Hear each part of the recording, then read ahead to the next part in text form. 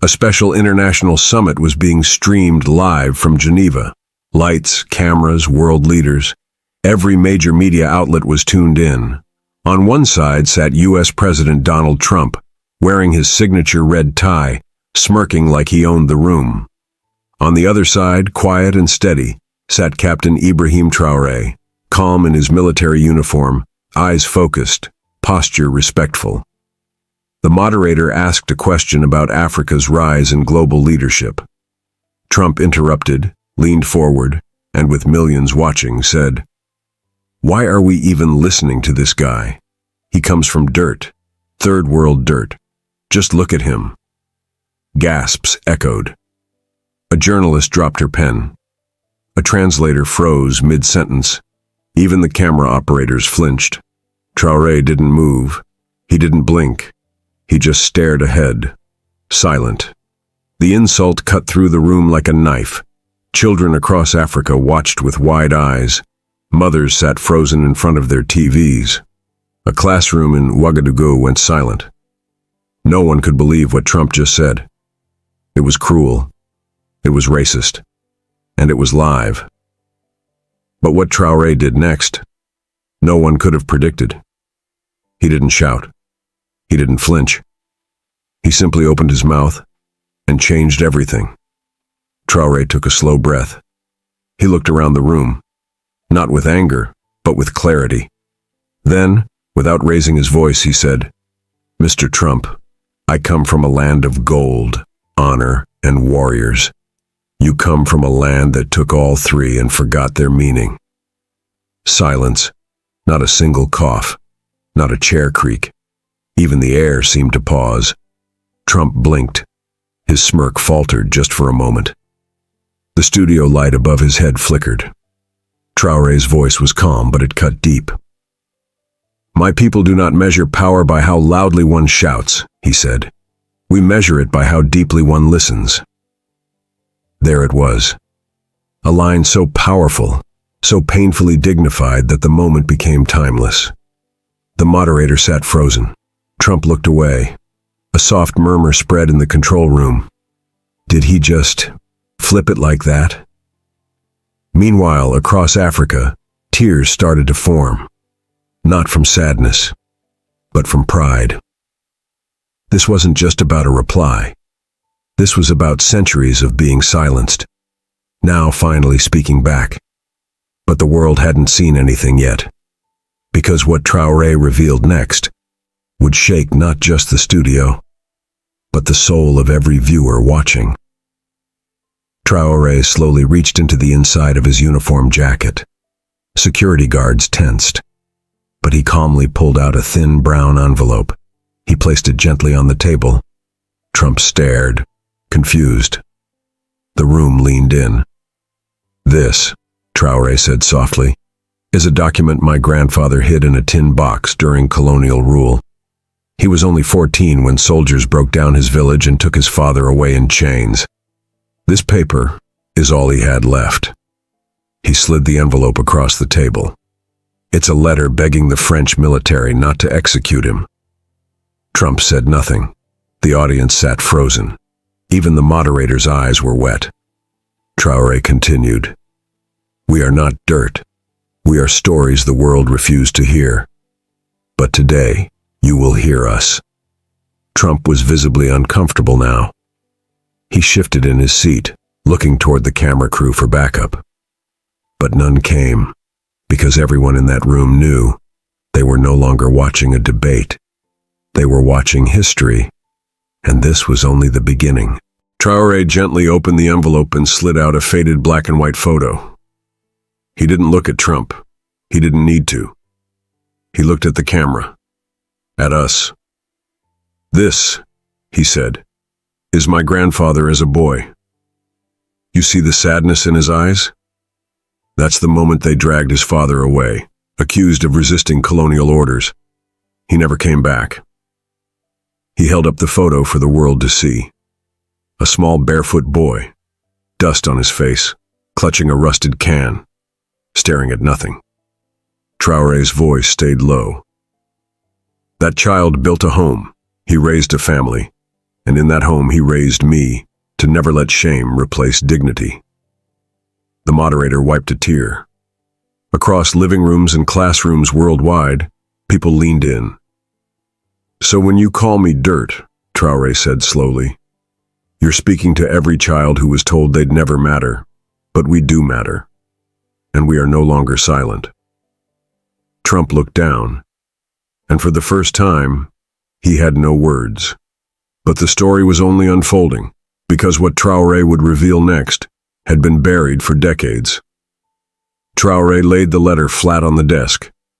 The camera zoomed in as he carefully unfolded the aged paper. "It's written in broken French," he said. "My grandfather dictated it. A village elder helped write it." He paused, then began to read. "Please, I beg you, let my father come back. My mother cries every night. I cannot stop her. I only want my family. I promise we will be good." A sob echoed from the audience. The moderator's hands trembled. Trump cleared his throat, trying to interrupt. But Traoré held up one hand. Calm. Firm. "You interrupted history too many times already," he said. The crowd gasped. Traoré looked directly at Trump. That letter was never answered.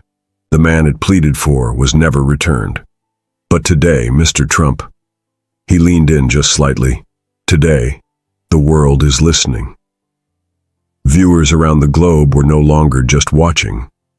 They were feeling. African elders sat with tears running down their cheeks. Children held their parents' hands tighter. Because this wasn't politics anymore. This was truth, and it was raw. And as Traoré sat back, something shifted. Trump reached for his microphone, shaken. Trump leaned forward, eyes unsure for the first time. "I didn't mean that," he mumbled. But it was too late. The internet was already on fire. Hashtags like Shocker Dignity Speaks and Shocker Traoré Truth were trending in 42 countries within minutes. Traoré didn't gloat. He didn't smile. He stayed still, composed.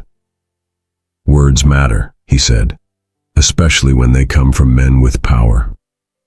Trump turned red, not from anger, but embarrassment. "I only meant—" "You meant exactly what you said," Traoré interrupted, not with anger, but with a sadness that was heavier than fury. "And the world heard you, but they also heard me." A woman in the back began crying openly. In Burkina Faso, crowds had gathered in public squares to watch. Some clapped, others wept. A teenage boy held up his phone in disbelief. "He's standing for all of us." Back in the studio, Trump looked lost. For once, he wasn't controlling the moment, because this wasn't about him anymore. It was about something deeper. And what Traoré would do next would break even the strongest hearts watching. Traoré's eyes softened as he shared his story. "When I was a boy," he began quietly, "I lived in a small village. Life was hard. Food was scarce, but the lessons were many." He described walking miles to fetch water, watching his mother work from dawn to dusk, and listening to his grandfather tell stories of bravery despite pain. "My grandfather told me, strength is not in anger, but in standing tall when the world pushes you down." The camera caught the tears forming in Traoré's eyes.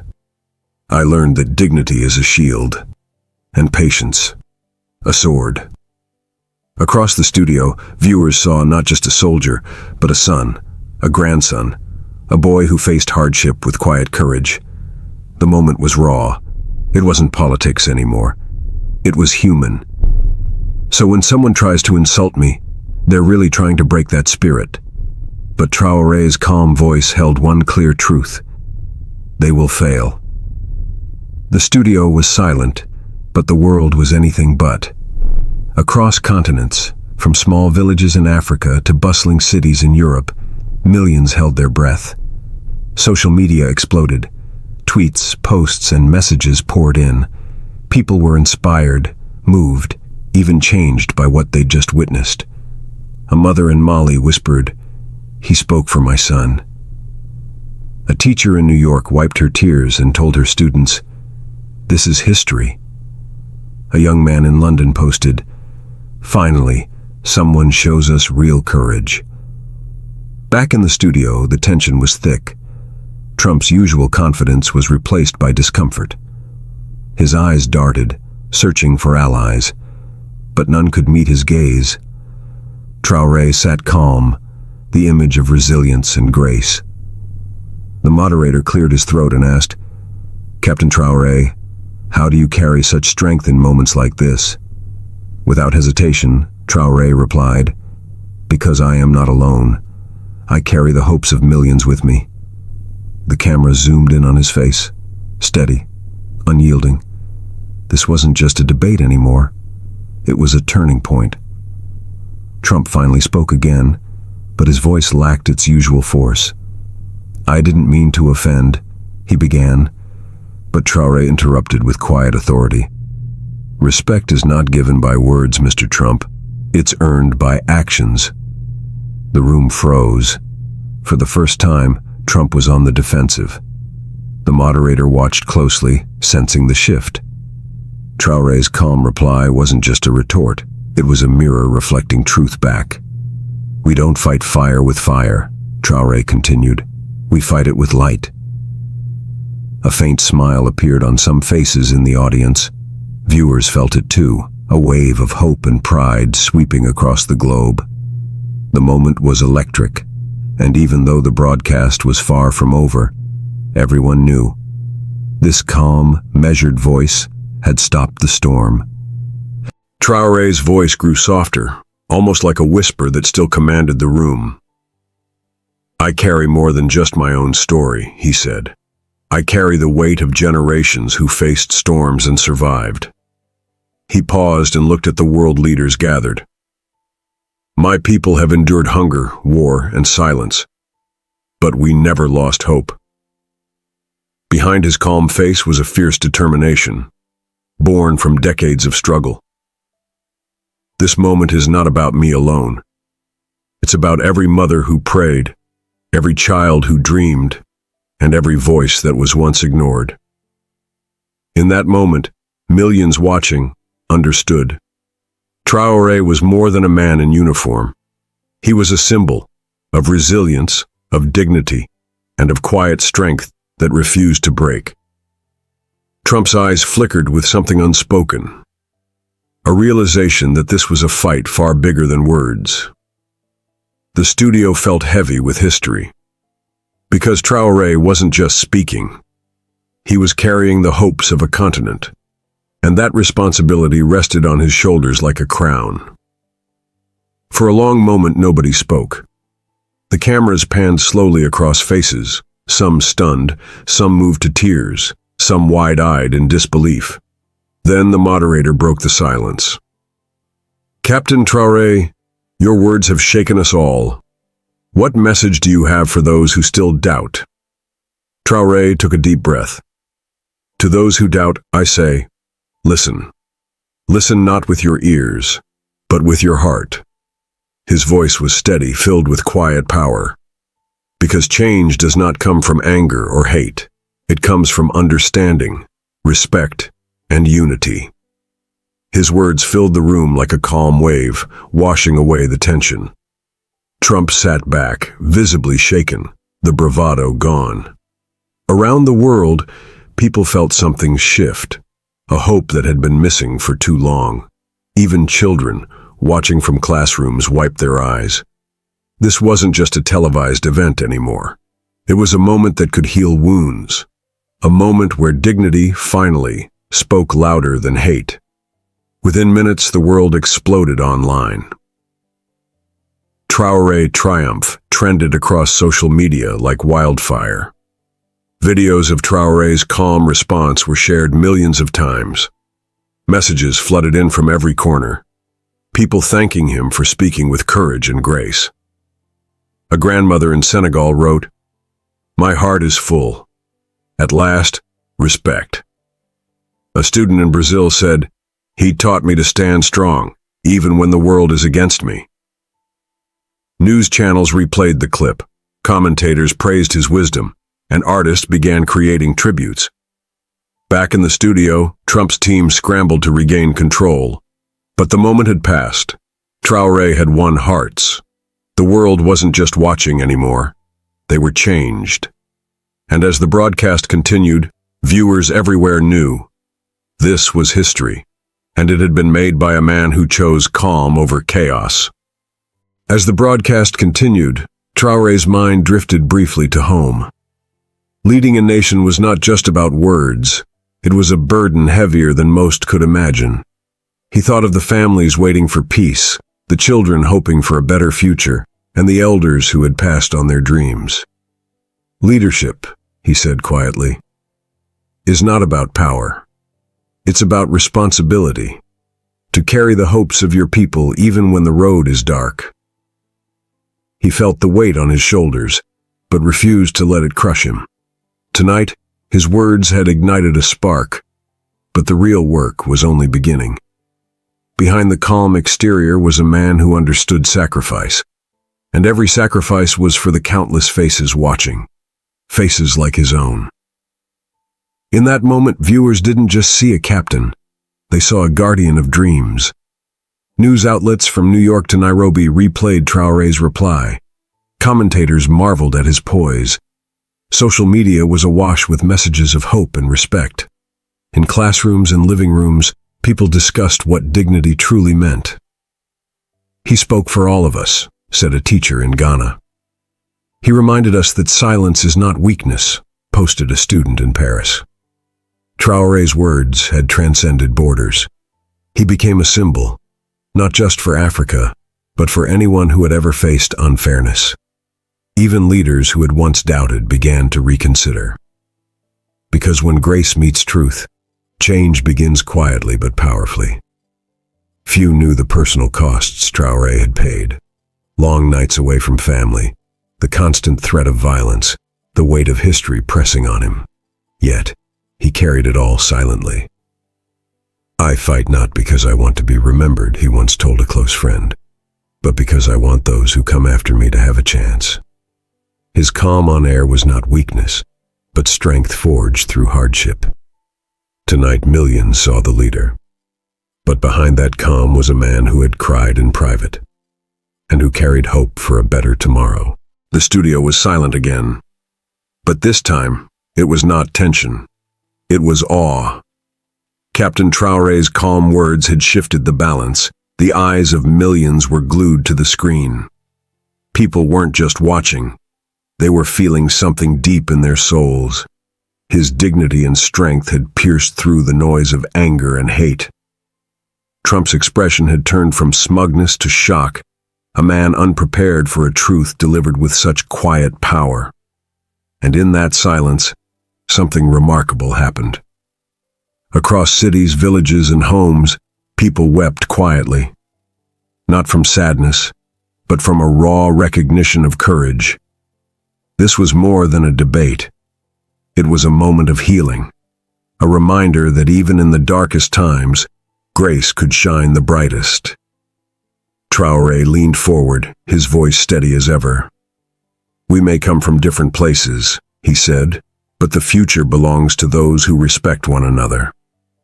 He paused, then added, let this moment be a turning point, not just for me, but for all who have been overlooked, underestimated, or silenced.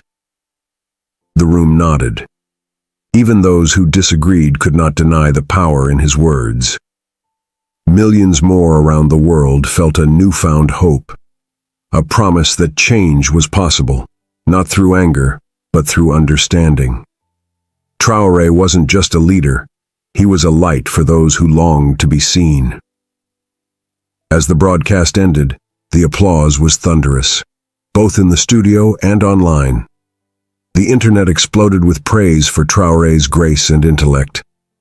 The world saw a leader who chose calm strength over rage, a man who carried his past without bitterness, and who faced hatred with unwavering dignity. For many, this was the moment history would remember, a moment that showed the power of words spoken from the heart, a moment that reminded us all that true strength is gentle, and that kindness can silence even the loudest hate. Dear viewers, if this story moved you even a little, please hit like, subscribe, and comment below. Tell me what part touched your heart the most, or share your own story of strength. Together, we can build a community where respect and hope shine brighter than hate.